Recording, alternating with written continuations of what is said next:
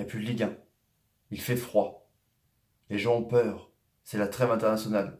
On va se faire riche au spaghetti. Mais c'est pas grave, il y a l'équipe de France. Salut à tous, footeuses et footeux d'un famille, c'est Thomas. On parle Ligue 1, de la J9, de la Ligue 1 conforme Balpa et Géna, Paul Troyen, Sofatus, qui a des rimes en A et des melons qui doit voir ce qui s'est passé en chiffres avec 26 pions. C'est quand même pas mal, c'est assez prolifique. Le PSG plus que jamais, recordman qui explose tout avec 9 victoires. Et donc ils ont battu le record de l'Olympique Lillois, bah ouais, depuis 36-37, hein, c'est pas le numéro du Téléthon, donc c'est une année, c'était à Milan, 5 décisions de la Variose, plus ou moins litigieux, on va voir ça dans le point Variole justement, une victoire à l'extérieur, c'est du Stade Rennais à Monaco, qui enfonce Monaco dans la crise, on va voir ça aussi, 6 victoires et 4 nuls, c'est quand même pas mal. La revue du web avec Mbappé, donc plus que jamais la star que l'Europe envie, avec son quadruplé hier en 30 minutes, c'est incroyable franchement. Mendy un peu charrié par Deschamps sur son rendement, donc faut qu'il se boule un peu le derrière, l'ami Mendy. Il est nommé Ballon d'Or, hein, Griezmann, Modric, Ronaldo, malgré son affaire, tout le monde attend les 30 nommés pour le Ballon d'Or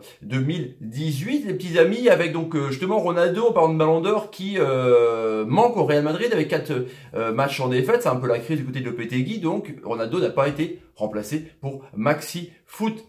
Pour l'équipe, c'est donc concerné tous les joueurs. Hein. Évidemment, il va faire tourner, je pense, contre l'Islande le 11, mais contre le 16, ça va être l'équipe type championne du monde. C'est pour ça qu'il y a une dombe mêlée. Payet revient aussi pour un peu remplacer Fekir qui s'est pété hier la cheville avec un choc avec Thiago Silva. Donc Deschamps, il est plutôt content. Locomotive, championnat, qu'est-ce qui s'est passé? Bah Mbappé, il y a 4 buts en 13 minutes. Et pourtant, il était maudit, hein. Ses poteaux, hein, les actions qu'il a manqué. Il s'est vénéré en deuxième mi-temps et bim, 4 buts.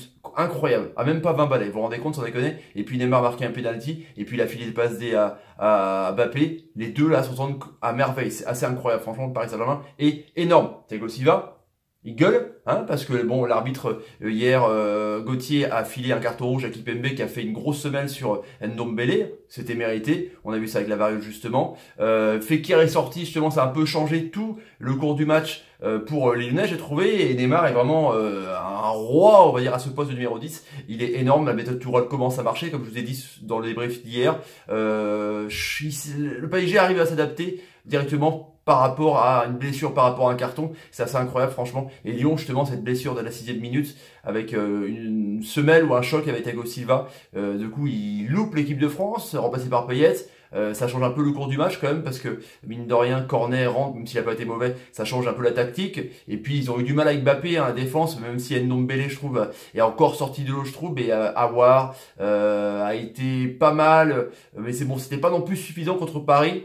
J'ai trouvé, à l'image justement de donc Aouar encore une fois, hein, contre Bernat. Je trouvais qu'Aouar a trop voulu prendre le patronat, on va dire, numéro 10, et donc du coup il manquait un peu sur l'aile, et Ndombele a crevé l'écran encore une fois. Je pense que lui, pareil, il partira pour un très grand club européen, même si Lyon est un grand club français. Pour quand Marseille, l'OM se reprend avec Thauvin, le rendement de ouf, 7 buts, c'est un truc de taré franchement. Payet aussi qui est en forme au numéro 10, qui revient donc en équipe de France, ça fait plaisir. Mitroglou, hein, qui a marqué un but, mine de rien, hein, c'est le numéro 9 attitré, on va dire, avec Germain à la lutte avec Baye, Strootman qui est bien au milieu de terrain justement avec Gustavo. C'est assez intéressant parce que Gustavo maintenant peut monter, et avec sa grosse frappe qu'il a comme contre Limassol, Strootman est vraiment bien avec un bon régulateur au milieu de terrain. Gustavo est vraiment à son poste, il faut le laisser là parce que le petit Boubacar Kamara a fait un gros match. Monaco qui est dans le dur de ouf, hein.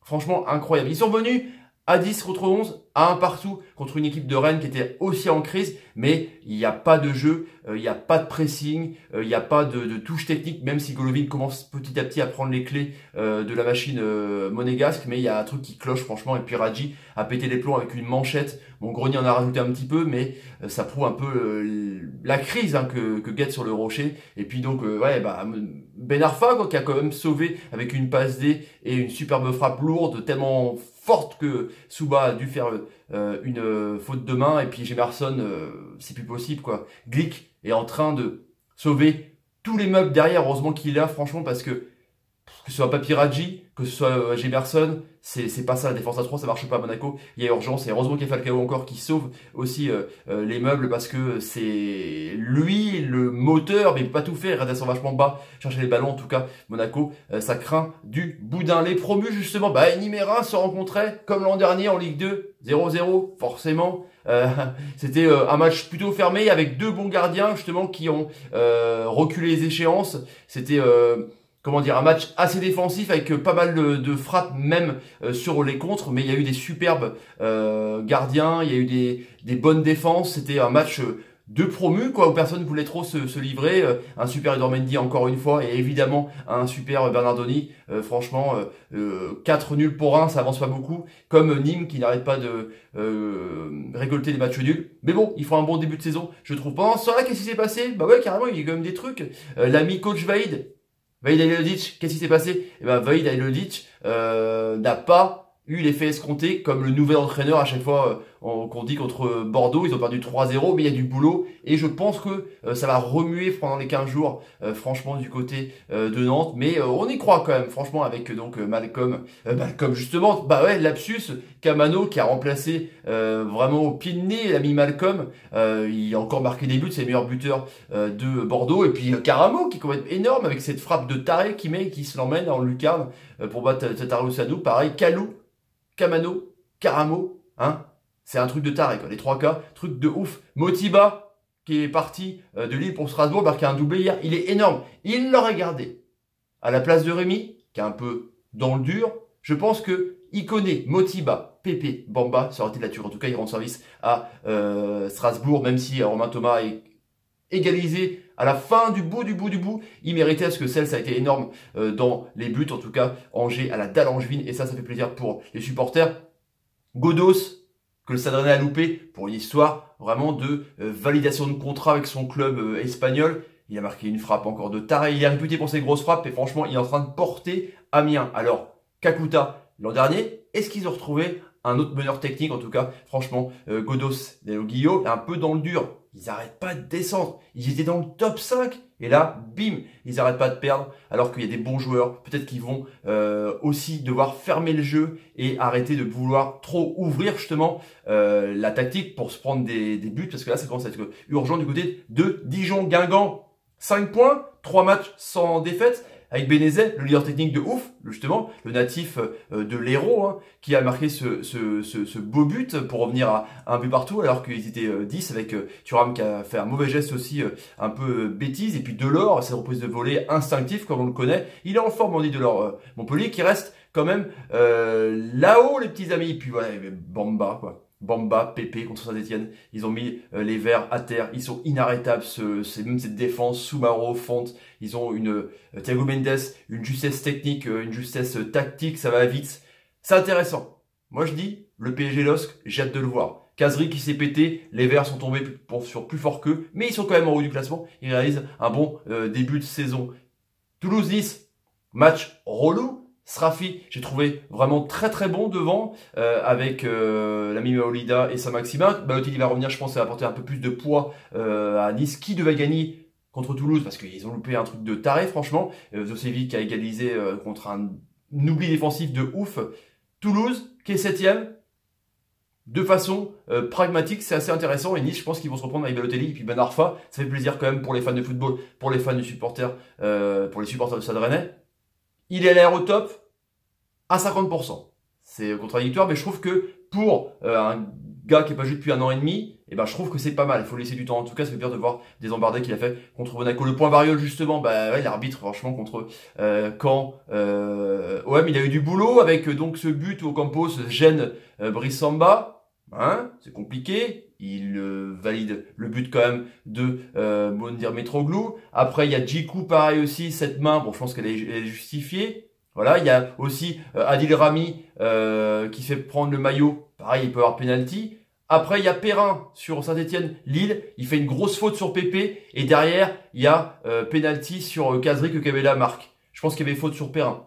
La variole, elle n'a pas trop fonctionné. Donc, bon, c'est du 50-50. Les tops. Kylian Mbappé, la foudre. Que dire de plus? Sans commentaire. Ballon d'or ou pas? Un peu trop tôt? On verra bien en tout cas. Les flops. C'est ces horaires de Rla, là, à 17h, là. Franchement, mettre 2 matchs, là. Monaco, Rennes, Caen, Marseille. C'est très bien, hein, franchement. Comme ça, t'as le choix. Mais comment tu fais? Les débriefs, tu regardes quand? Bah, tu regardes en décalé. Et je sais pas, entendez-vous quoi, parce que c'est pas ouf de faire chier les gens à mettre plusieurs matchs à une heure, même si c'est multiplac du samedi, enfin je sais pas. Il y a plusieurs créneaux, donc je trouve ça les diffuseurs des fois un peu relou. Résultat complet les petits amis, qu'est-ce qui s'est passé? PSG de Toulouse, Lille vendredi, un but partout, Lille 3-1 contre Saint-Etienne, Nîmes, Reims c'est 0-0, Amiens 1-0 contre Dijon, Angers, Strasbourg 2 buts partout, Guingamp, Montpellier 1 but partout, 3-0 pour Bordeaux contre Nantes dans l'Atlantico, Monaco, Rennes 2-1, victoire à l'extérieur des Bretons, Marseille Caen 2-0 et 5-0 la Manita des Parisiens, Paris Saint-Germain, c'est ça, contre Lyon. Hier soir, les amis, photo finish au classement, bah, évidemment PSG est premier avec 27 points, deuxième Lille 19 points, 8 points, Marseille 16 points, troisième Montpellier, quatrième 16 points, Saint-Etienne 5e 15 points, Lyon 6e 14 points, tout comme Bordeaux 7e 14 points, Toulouse 7e, donc 8e 13 points, 8e Strasbourg 12, c'est bien 12 points pour les Strasbourgeois, Angers dans le top 10, Rennes qui remonte à la 11e place, comme quoi vous voyez c'est serré avec 11 points, 12e Nice 11 points, 13e Amiens 10 points, tout comme Nîmes, Caen, Dijon et Reims, un petit ventre mou, Monaco 6 points, Nantes 6 points et Lanterne Rouge également paix. Ça craint pour Monaco et Nantes quand même, franchement. Et en paix, ils vont se reprendre. Si vous avez envie de vous abonner à la chaîne, n'hésitez pas. Tapez sur Maganage, partagez la vidéo sur Twitter et sur Facebook. C'est important pour me soutenir. Merci, c'est le nerf de la guerre. Vous connaissez la chanson. Suivez-moi sur Snapchat, je réponds à tout le monde. Et puis, les amis, mettez des commentaires sur ce que vous pensez un peu de votre équipe respective dans le championnat. Bah ouais. Et mettez des pouces, les amis, quand vous pensez que quelqu'un vous fait une bonne passe. Bah ouais. Quand Rémi Cavella, merci Rémi. Comme l'ami Neymar, merci Neymar, bah ouais, comme, je sais pas moi, l'ami Clément Grenier, merci Clément, ou Athème Ben Arfa, bah ouais, ou Nicolas Benezet, merci Nico, t'es un génie, et activez la petite cloche de notification pour ne rater aucune vidéo sur la chaîne. Je vous laisse les amis, allez, salut, et salut. On va sortir seul pendant 15 jours. Il y a eu la Foundation Motion League, motherfucker. Oh, c'est le meilleur de ouf en anglais.